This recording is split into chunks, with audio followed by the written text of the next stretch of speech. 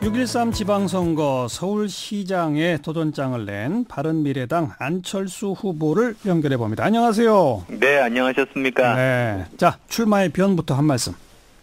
예, 바로 오늘 아침에 선관위에 등록해서 이제 정식 후보가 됐습니다. 예. 그동안 서울 시민분들 만나뵈면 한결같은 말씀이 서울이 지난 7년간 달라진 게 없고 오히려 삶이 더 팍팍해졌다 그렇게 말씀하시는데요. 실제로 실업률이 IMF 이래 최악입니다. 그리고 서울은 전국에서도 그중에서도 꼴찌입니다. 20, 30대 일자리 20만 개 없어져 버렸습니다. 그리고 가게들도 보통 전국적으로 하나가 문을 열면 하나가 닫는 정도로 해서 전체 숫자는 유지되는데 서울만 하나가 열 때 두 개가 문을 닫고 있습니다.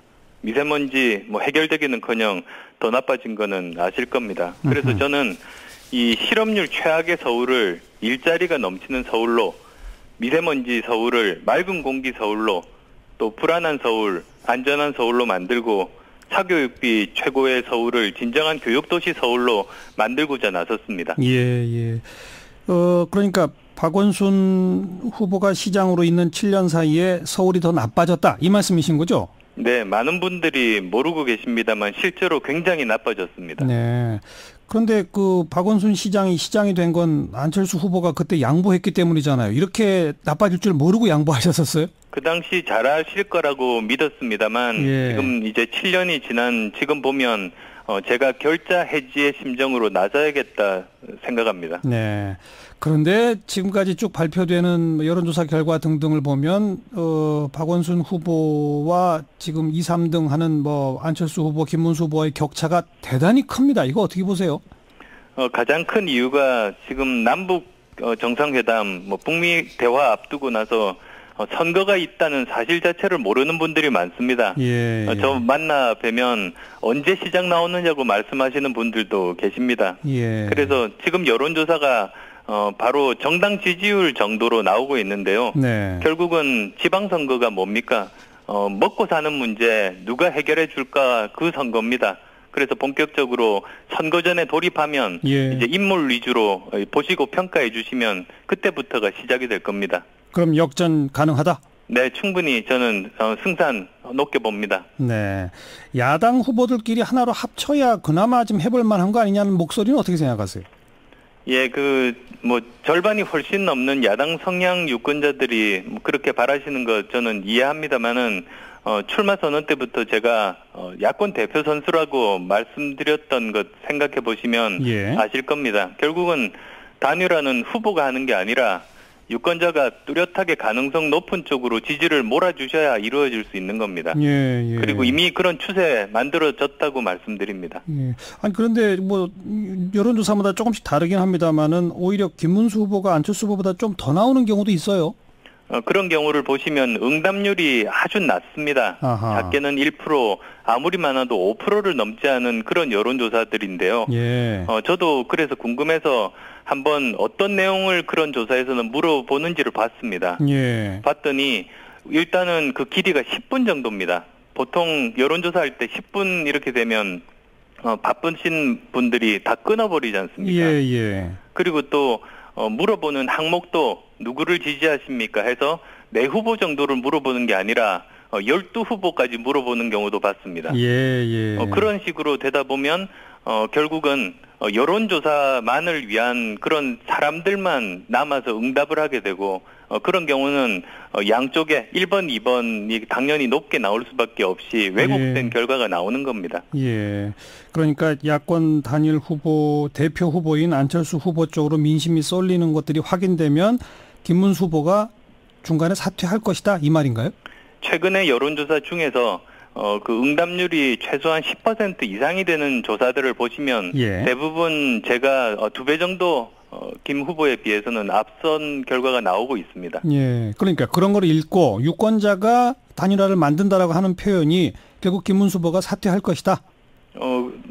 그렇게 하시든 아니면 계속 가든 결과는 유권자분들께서 표를 모아주실 겁니다. 저만이 박원순 후보를 이길 수 있는 후보이고 또 저만이 과거의 서울 그리고 미래의 서울 대비되게 만들 수 있는 후보입니다. 지금 김 후보 같은 경우에는 과거의 서울시장과 과거의 경기도지사, 과거 대 과거의 대결이 되는 것 아니겠습니까? 예. 지금 박원순 후보 같은 경우는 안철수 후보에 대해서 그러니까 박원순 후보는 정치 처음 시작할 때부터 지금까지 마음가짐과 노선을 그대로 유지하고 있는데 안철수 후보는 지금 좀 서 있는 위치나 가는 길이 많이 달라진 것 같다. 이렇게 표현했는데 그거 어떻게 생각하세요? 오히려 반대입니다. 반대요? 우선 제 말씀부터 드리면 저는 처음 정치 시작한 것이 기득권 정치와 싸워서 국민을 위한 정치 하겠다고 정치를 시작했습니다. 예. 그러다 보니까 양쪽으로부터 집중 공격을 받을 수밖에 없었습니다. 아마 국정원 댓글 그리고 드루킹 댓글 동시에 공격받은 건 저밖에 없을 겁니다. 누가 보호해주는 사람도 없고 그렇지만 뭐 그 어려운 환경 하에서도 초심 그대로 유지하면서 정치적인 돌파력, 창당해서 40석 가까운 정당 만드는 것들, 능력들을 증명해냈습니다. 그런데 박 시장 같은 경우에는 제가 처음 이제 도와드릴 때 그때 무소속이었습니다. 그렇죠. 그래서 도와드렸는데 어떤 상의 없이 그 민주당으로 입당을 하셨습니다. 그래서 노선이 박 시장님이 달라지신 겁니다. 기득권 정당이 민주당에 투항했다 이렇게 보시는 건가요? 그 이유야 아마 박 시장께서 잘 알고 계실 겁니다. 네.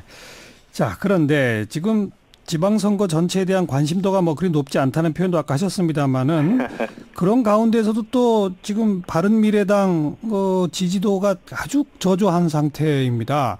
지금 이제 서울시장 선거에 나서고 계십니다만은 전국적으로 볼 때 지금 바른미래당이 뭔가 좀 되겠나 싶은 곳이 거의 눈에 안 보이는 상황. 이거 어떻게 보세요? 2년 전에 국민의당 처음 창당했을 때입니다. 그때 선거 직전까지 3주 전이었는데 지지율이 8% 정도 나왔습니다. 그런데 3주 만에 27%, 서울 같으면 29%까지 나오게 됐습니다.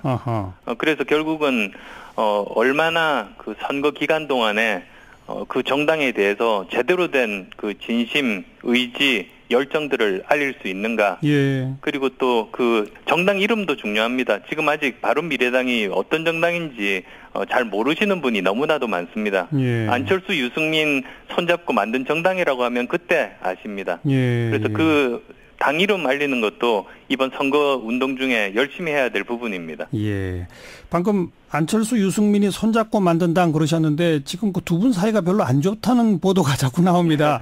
송파 을 재보선 후보로 지금 안철수 후보께서는 손학규 중앙선거대책위원장을 전략공천해야 한다 이렇게 주장하고 계시죠?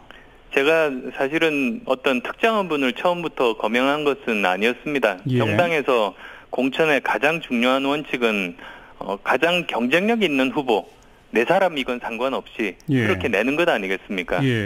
그런 차원에서 좋은 후보 공천해서 그 서울시장 선거에도 좀 도움이 되게 해달라. 그리고 송파는 당의 미래를 봐서도 중요한 곳이다. 그렇게 말씀드렸고 지금은 모든 결정은 저는 후보 입장입니다. 그래서 이 결정은 지도부 그리고 유승민 대표와 박주선 대표의 몫입니다. 그런데 어쨌든 손학규 중앙선거대책위원장이 오늘 출마하겠다라고 의사를 밝혔는데 유승민 대표는 안 된다는 입장인 것 같아요. 이거 어떻게 풀어야 될까요? 손학규 전 대표께서 참 어려운 결심을 하신 것 같습니다. 그분이 다시 국회의원 되고자 그러셨겠습니까? 그건 모두 다, 저도 서울시장 출마한 이유도, 어떻게든 선당 후사, 당을 살리고자 하는 마음입니다. 그래서 그런 내용들은 다들 알고 있는 상황이니까, 저는 지도부에서 고심해서 잘 해결해 주시기를 바랍니다. 잘 해결한다는 것이 그러니까 손학규 전 대표의 그 의지를 수용하는 것이 옳다 이 말씀인가요? 어떤 결론이 나든 모두 다 합의해서 결론을 내리면 좋겠다는 생각입니다.